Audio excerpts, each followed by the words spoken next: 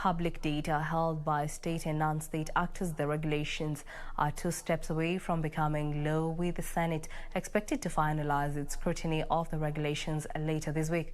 The chair of the Senate Committee on Information and Technology, Gideon, says the committee will forward its final recommendations to National Assembly next week.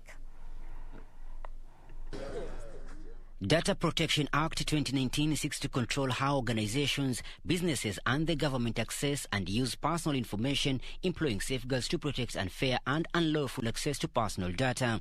The government is a big custodian of personal information like date of birth, health records, education data for millions of Kenyans and foreigners.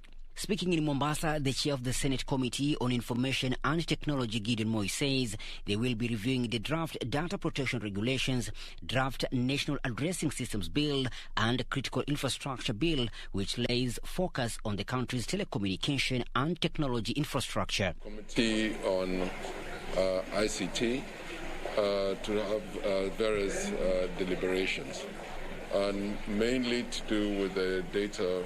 We're reviewing the data protection regulations, and also the we're reviewing the national addressing system, which is pivotal, especially concerning the e-commerce in the country.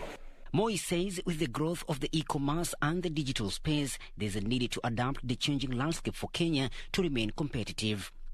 The Kenya Data Protection Task Force was established on January 15th by ICT Cabinet Secretary John Sheru to operationalize the Data Protection Act. Reporting for Channel 1 Business News from Mombasa County, I'm Michael Mandiga.